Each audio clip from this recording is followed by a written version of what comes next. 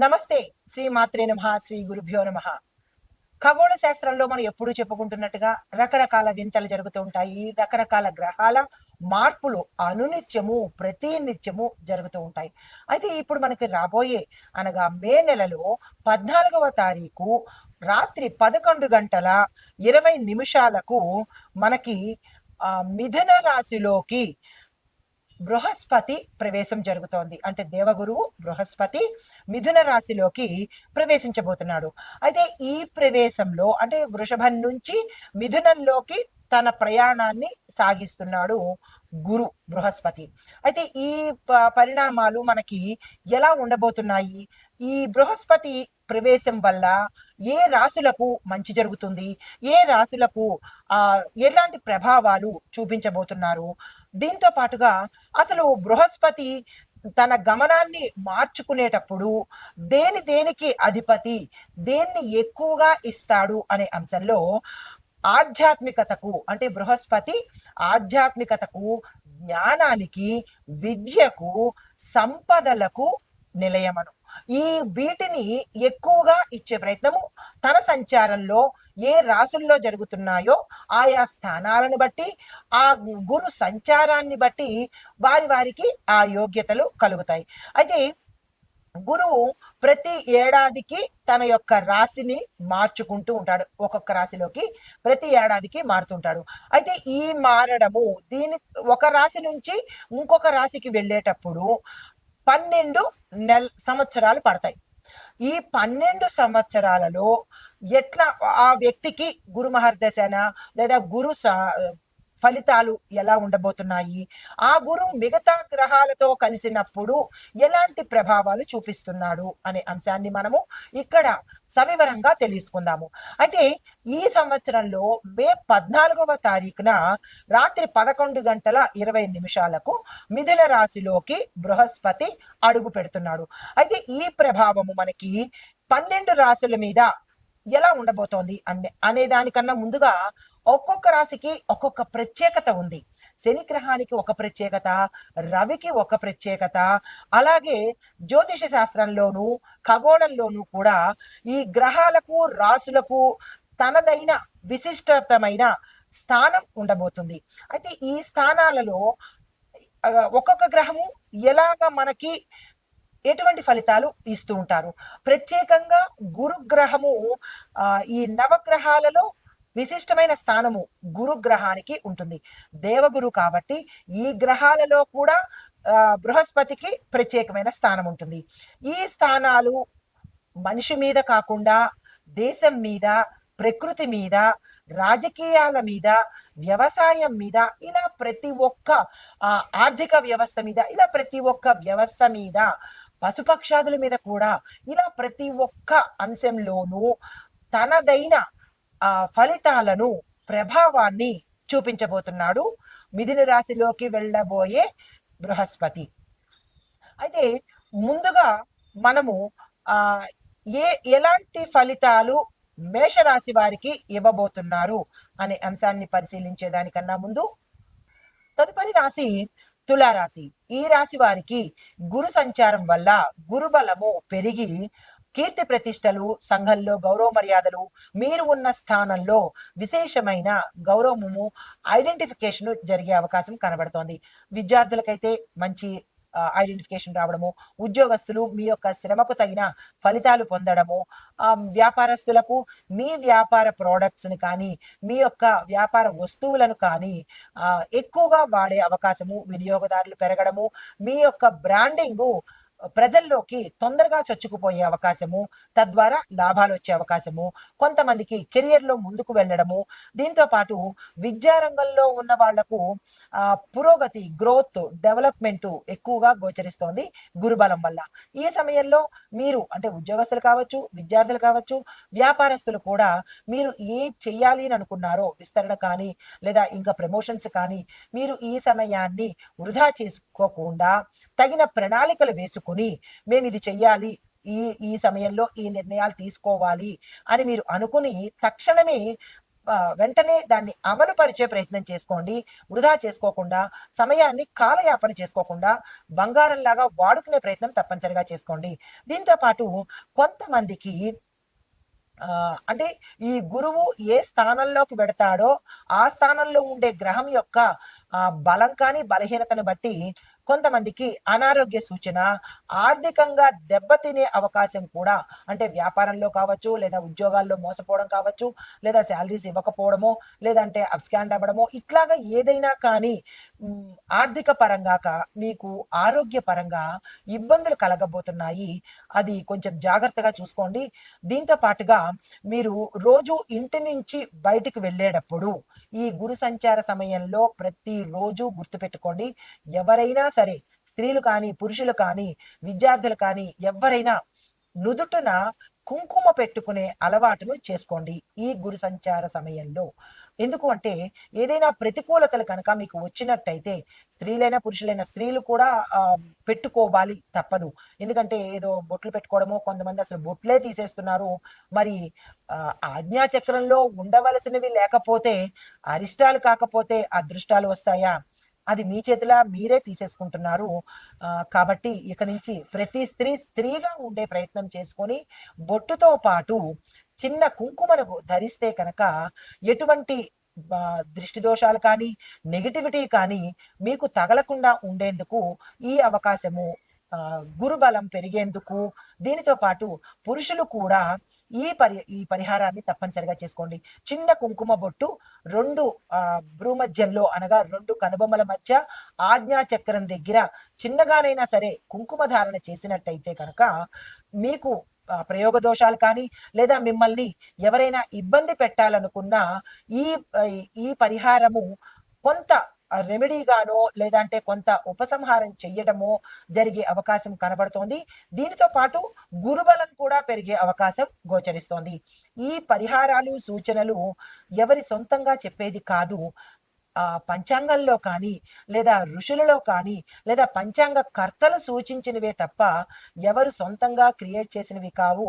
అది మీరు ప్రతి ఒక్కళ్ళు గమనించుకోవాలి.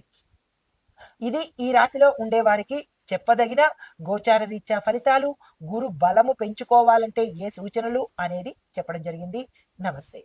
అయితే మనకి మే 14 రాత్రి 10:20 లేదా 36 నుంచి అక్టోబర్ 18 సాయంత్రం 7:36 వరకు గురు వక్ర స్థితిలో మిథున రాశిలో సంచరిస్తూ ఉండడం వల్ల మనకి వ్యవసాయము, ఇందాక మనం చెప్పుకున్నవి రాశుల ఫలితాలు. ఇప్పుడు ఏంటంటే వ్యవసాయము, వాణిజ్యము, రాజకీయ, ఆర్థిక, ప్రకృతి, కాలమానం ప్రకారము, దేశ రాజ్యాంగ స్థితిగతులు, సామాజిక వ్యవస్థ ఎలా ఉండబోతోంది అనేది ఈ గురు వక్ర స్థితిలో సంచార ఫలితాలు చెప్పబోతున్నాను. ఒక్కొక్కటిగా పరిశీలన చేద్దాము.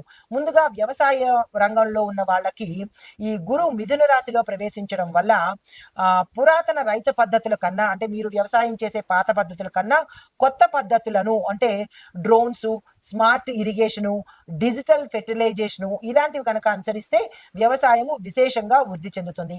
కానీ చెడు ఫలితాలు ఏంటంటే విత్తనాల కొరత ఏర్పడుతుంది. రైతులకు శిక్షణ కార్యక్రమాలు కొత్త దిశలో ప్రవేశపెట్టాలి.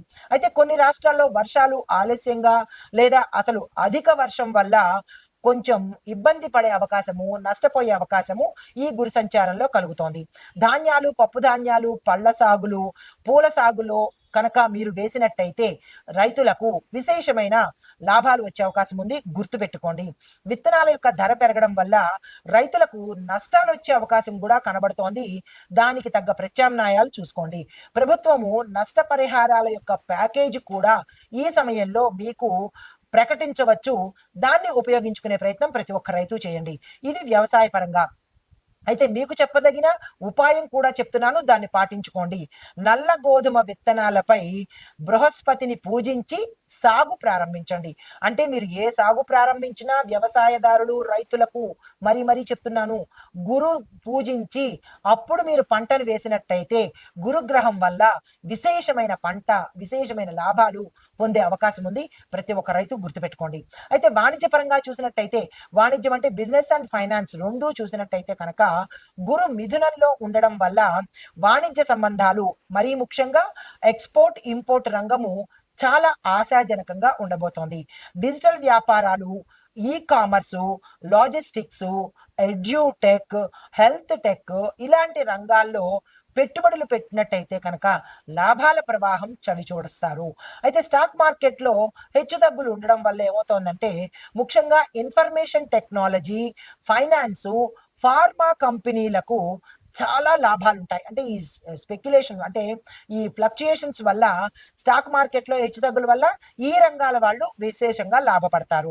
అయితే బిట్ కాయిన్స్, క్రిప్టో కరెన్సీ వంటి అసాధారణ పెట్టుబడుల మీద ఎవరైనా పెట్టినట్టయితే తస్మాత్ జాగ్రత్త, తీవ్రంగా నష్టపోతారు, మానసికంగా కుంగిపోతారు. మళ్ళా చెప్తున్నాను, బిట్ కాయిన్స్, క్రిప్టో కరెన్సీ మీద ఎవ్వరూ పెట్టుబడులు పెట్టుకోకండి. అయితే రైతు మార్కెట్లు, డైరీ ప్రాజెక్టులు కూడా ఈ సమయంలో విశేషంగా బలపడతాయి. మీకు చెప్పదగిన ఉపాయం ఏంటంటే, గురువారం రోజు జిగురు, పసుపు, గోధుమలు దానంగా ఇచ్చి మీరు ఏదైనా పని ప్రారంభించుకోండి. తర్వాత రాజకీయ పరిణామాలు అంటే పొలిటికల్గా ఎలా ఉండబోతోంది అంటే కనుక, ఈ గురు బుధగ్రహంలో అంటే బుధుడు రాశి అయిన మిథున రాశిలో సంచారం చేయడం వల్ల పక్షపాత రాజకీయ ఉధృతము ఎక్కువగా ఉంటుంది. ప్రజలలో విచారణ స్వభావము, నాయకత్వ నిరీక్షణ ఏర్పడే అవకాశం కనబడుతోంది. రెండో పాయింట్, మధ్యంతర ఎన్నికలు కూడా సంభవించేందుకు సూచనలు కనబడుతున్నాయి. కొన్ని రాష్ట్రాల్లో గవర్నర్ పాలన కూడా వచ్చే అవకాశం కనబడుతోంది. అయితే 5 రాష్ట్రాల రాజకీయాలు అనగా ఉత్తరప్రదేశ్, పశ్చిమ బెంగాలు, తమిళనాడు, కర్ణాటక, మహారాష్ట్ర, ఈ 5 రాష్ట్రాల రాజకీయాలు కీలకంగా మారే అవకాశం కూడా ఈ గురు సంచారం వల్ల గోచరిస్తోంది. అయితే నూతన రాజకీయ నాయకులు, తరువాత యువతలో ఎక్కువగా రాజకీయంలోకి రావాలి అనే అంశాలు గోచరిస్తున్నాయి. అయితే అంటే జాతీయ వేతన సంఘం వాళ్ళు ఆటోమేషన్ పైన చట్టాలు, సమాజ సేవా రంగాల పైన మార్గదర్శకాలు కూడా వచ్చే అవకాశము ఈ సమయంలో గోచరిస్తోంది. అయితే దీనికి తగ్గ ఉపాయము ఈ వీటిల్లో ఉండే వాళ్ళు ప్రత్యేకంగా మీరు చేసుకోవాలి. బృహస్పతి గాయత్రి అంటే గురు గాయత్రిని 108 సార్లు ఈ వీటిల్లో పనిచేసే వాళ్ళు చదువుకునే ప్రయత్నం తప్పనిసరిగా చేసుకోండి. తర్వాత దేశ పరిస్థితులు ఎలా ఉండబోతున్నాయి అంటే కనుక, ఈ గురువు మిథున రాశిలో సంచారం వల్ల భౌగోళికంగా అంటే ఉత్తర భారతము అంటే నార్త్ ఇండియా, హిమాలయ ప్రాంతంలో ప్రకృతి ప్రీత్యా విపరీతమైన మార్పులు కనబడుతున్నాయి. అంటే బర్ఫ్ అంటే మంచు కరగడము, భూకంపాలు వచ్చే అవకాశము భౌగోళికంగా గోచరిస్తోంది. రైతు ఉద్యమాలు మళ్ళీ తిరిగి ప్రారంభమయ్యే అవకాశం కనబడుతోంది. ఇది సంస్కారవంతకమైన మార్పులు అంటే మంచి మార్పులే జరగబోతున్నాయి. అయితే విద్యా విధానంలో పరీక్షల్లో కొత్త రకాన్ని ఇంట్రడ్యూస్ చేయబోతున్నారు. అంటే ఎగ్జామినేషన్ ప్యాటర్న్ మారే అవకాశం కనబడుతోంది. అది ఇంటర్నేషనల్ బోర్డుని అనుసరించేటట్టుగా ఉండబోతోంది అన్నది సూచన. సైనిక రంగంలో చూసినట్టయితే కనుక సాంకేతిక విప్లవము, డ్రోన్ ఆధారిత మానిటరింగ్ జరిగే అవకాశం కూడా ఈ సమయంలో పెరిగే అవకాశం కనబడుతోంది. అయితే రక్షణ రంగానికి సంబంధించినటువంటి పెద్ద బడ్జెట్ పెట్టుబడులు లభించే అవకాశం కూడా ఈ సమయంలో గోచరిస్తోంది. తరువాత తుఫాన్లు కనుక చూసినట్టయితే అంటే వాతావరణ పరంగా మే, జూన్ అండ్ అక్టోబరు మరలా అక్టోబర్లో మధ్య బంగాళాఖాతంలో తుఫాన్లు ఏర్పడే అవకాశం ఉన్నప్పటికీ అవి అంత తీవ్రతంగా ఎక్కువగా ప్రభావాన్ని చూపించలేవు. ఉత్పాతాలైతే ఉన్నాయి కానీ ప్రభావం చాలా తక్కువగా ఉండబోతోంది. అయితే హిమవర్షము అంటే మంచు వర్షాలు ఈ కాలంలో అంటే వేసవి కాలంలో ఎక్కువగా కరిగిపోయి అంటే కొన్ని చోట్ల పల్లపు ప్రాంతాల్లో ఇబ్బందులు తల ఎత్తే అవకాశము, సమస్యలు వచ్చే అవకాశము, ల్యాండ్ స్లైడ్స్ మీద ఎక్కువగా తీవ్రత కలిగే అవకాశము ఈ సమయంలో గోచరిస్తోంది. అయితే మరి ప్రకృతి విపత్తులు ఎలా ఉండబోతున్నాయి అంటే కనుక ఆగస్టు సెప్టెంబరు సమయంలో పలు రాష్ట్రాల్లో వర్షాలకు సంబంధించిన ఎక్కువగా కలగడము, వరదలు కలగడము, తుఫాన్లు ఏర్పడము జరిగే అవకాశం కనబడుతోంది. తర్వాత 3-4 రాష్ట్రాలలో విస్తృతంగా భారీ వర్షాలు, తద్వారా నీటి ముంపు, నదులు పొంగి పొర్లడము, పంటలు నష్టం పాలవ్వడము, ఇలాంటివి కొన్ని చోట్ల ఇళ్ళు, రహదారులు కూడా దెబ్బతినే అవకాశము గోచరిస్తోంది. అయితే కాలమాన ప్రభావం చూసినట్టయితే దానికి నివారణ చర్యలు తీసుకోవాలి కదా. ముందుగా వర్షాభావాన్ని గుర్తించి విత్తనాలు వేసుకోండి. వీధి వ్యాపారులు, భవన నిర్మాణం చేసే వాళ్ళు ఈ వర్షాల తాకిడి నుంచి రక్షణకు ముందుగా అంటే భవనాలు కూలిపోకుండా ముందస్తు చర్యలు తప్పనిసరిగా తీసుకోండి. ఈ సమయంలో అంటే మనకి మే నుంచి అక్టోబర్ 18 వరకు ఈ ప్రభావము, గురు ప్రభావం ఉండబోతోంది కాబట్టి తక్షణమే ఈ చర్యలు, జాగ్రత్తలు తీసుకునే ప్రయత్నం చేసుకోండి. అయితే ప్రయాణికులు చూసినట్టయితే మీరు ఈ సమయాన్ని గుర్తెరిగి జాగ్రత్తగా ప్రయాణాలు చేసుకోండి. ప్రయాణానికి సంబంధించిన జాగ్రత్తలు కూడా ముందే ఏర్పాట్లు చేసుకోండి. ఇంకా ప్రభుత్వ పరంగా చూసినట్టయితే NDRF అంటే నేషనల్ డిజాస్టర్ రెస్పాన్స్ ఫోర్స్, దీనికి SDRF ప్రమాద నిర్వహణ శాఖలు పూర్తి అప్రమత్తంగా ఉండాలి. అయితే పల్లె ప్రాంత ప్రజలు రోడ్లు ఈ ఈ మార్గాల గుండా వెళ్ళే వాళ్ళు జాగ్రత్తగా వెళ్ళడం ఒకటి, దాన్ని పునర్నిర్మాణం చేసుకోవడము, మట్టి దారులను జాగ్రత్తగా మంచి స్ట్రాంగ్ దారులుగా చేసుకోవడము, సిమెంట్ దారులుగా ఏర్పాటు చేసుకోవడము, పల్లె ప్రాంతాల్లో ఉన్న వాళ్ళు తప్పనిసరిగా ఈ చర్యలు మీ పెద్దల సహాయంతో తీసుకోండి. ఇవి ఈ గురు ఫలితంగా రాసుల వారికి చెప్పడం జరిగింది. ప్రభుత్వము, ప్రైవేట్ రంగాలు ఇలాగా ఒక్కొక్క అంశాన్ని విశ్లేషించి అందించడం కూడా జరిగింది. దీన్ని జాగ్రత్తగా పాటించుకొని ప్రభుత్వాలు కాదు, ప్రజలు కాదు, ప్రతి ఒక్కళ్ళము జాగ్రత్తగా ఉండి గురుబలాన్ని మంచికి మనము ఉపయోగించుకోవడము, మంచిగా ఉండాలి అని కోరుకుంటూ నమస్తే.